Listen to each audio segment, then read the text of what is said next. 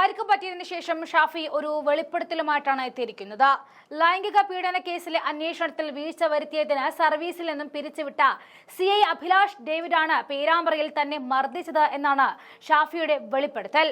കോഴിക്കോട് നടത്തിയ വാർത്താ സമ്മേളനത്തിലായിരുന്നു ചിത്രങ്ങളും വീഡിയോകളും സഹിതം ഇക്കാര്യം വ്യക്തമാക്കിയത്. മാഫിയ ബന്ധത്തിന്റെ പേരിൽ 2023 ജനുവരി 16 സസ്പെൻഷനിൽ പോയ പോലീസ് ഉദ്യോഗസ്ഥനാണ് അഭിലാഷ് ഡേവിഡ്. പിന്നാലെ ഇയാളെ പിരിച്ചുവിട്ടു എന്നും വാർത്ത വന്നതാണ്. പോലീസ് സൈറ്റിൽ ഇയാളെക്കുറിച്ച് കൂടുതൽ വിവരങ്ങളില്ല. ഇയാൾ ഉൾപ്പെടെ 3 പേരെ പിരിച്ചുവിട്ട ശേഷം സർവീസിൽ തിരികെ കയറ്റി. വഞ്ചൂർ CPM ഏരിയ കമ്മിറ്റി ഓഫീസിലെ നിത്യസന്ദർശകനാണ് ഇയാൾ. സർവീസിൽ നിന്നും പിരിച്ചുവിട്ട ഈ പോലീസുകാരനടക്കമുള്ളവരുടെ രേഖകൾ പോലീസ് ആസ്ഥാനത്ത് എന്നാണ് വിവരാവകാശ നിയമപ്രകാരം ചോദിച്ചപ്പോൾ ലഭിച്ച മറുപടി. ഇത്തരം ആക്രമികളായ പോലീസുകാരെ ആരും അറിയാതെ പുനർനിയമിച്ചത് കൊണ്ടാണ് ആ രേഖകൾ പുറത്തുവിടാത്തതെന്നാണ് ഷാഫിയുടെ പ്രധാന ആരോപണം. അതേസമയം പിരിച്ചുവിട്ടതിനെതിരെ അഭിലാഷ് നൽകിയ അപ്പീലിൽ പിന്നീട് ഇൻക്രിമെന്റ് റദ്ദാക്കി തിരിച്ചെടുത്തതായിട്ടും വിവരമുണ്ട്. താൻ അവിടെ വന്നിട്ടാണോ സംഘർഷം ഉണ്ടായത് എന്നാണ് ഷാഫിയുടെ ചോദ്യം. ഞാൻ അവിടെ ചെല്ലാത്ത തലേ ദിവസം പോലീസ് അവിടെ 6 റൗണ്ട് ടിയർ ഗ്യാസും ഗ്രനേഡും ഉപയോഗിച്ചിരുന്നു. ശബരിമല ജാഥയുമായി ബന്ധപ്പെട്ട സമരത്തിന്റെ യോഗത്തിൽ പങ്കെടുക്കാൻ പോയപ്പോഴായിരുന്നു തലേ ദിവസം മുതൽ അവിടെ നടക്കുന്ന പോലീസ് അതിക്രമങ്ങൾ ശ്രദ്ധയിൽപ്പെട്ടത്. ഈ നാടിന്റെ സമാധാനത്തിനും താല്പര്യത്തിനും വേണ്ടിയുള്ള തീരുമാനമാണ് നമ്മൾ എടുക്കേണ്ടതെന്നും നിങ്ങൾ പോലീസിൽ നിന്നും അകന്നു നിൽക്കണമെന്നും അവിടെ സംഘർഷം ഉണ്ടാകരുത് എന്ന് ഈ സംഘർഷം ഒക്കെ ഉണ്ടാകുന്നതിന് മുൻപ് അവിടെ ചെന്നിരുന്ന് പറഞ്ഞതാണ് എന്നും ഷാഫി വെളിപ്പെടുത്തുകയാണ്. സംഘർഷം വർദ്ധിപ്പിക്കാനല്ല പോയതെന്ന് കൂടി ഷാഫി ഊന്നി പറയുകയാണ്.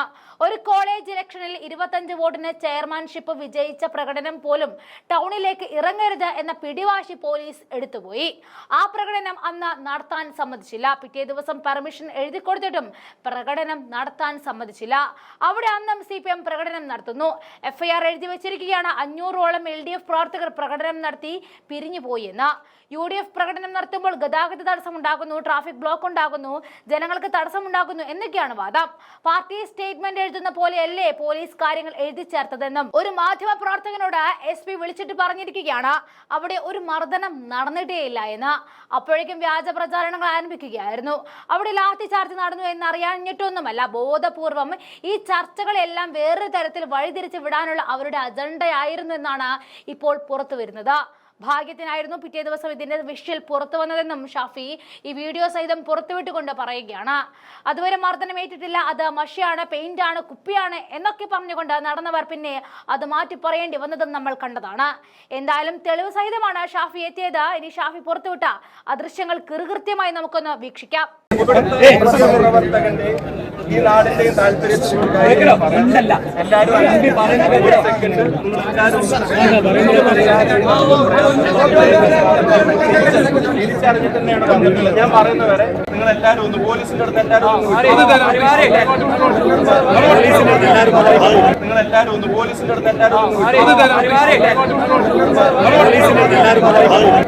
ഒന്ന് പോലീസിന്റെ അടുത്ത്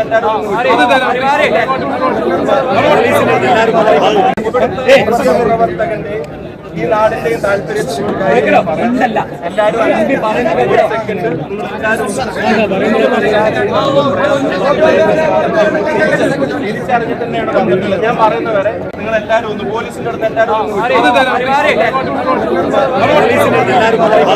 എല്ലാവരും ഒന്ന് പോലീസിന്റെ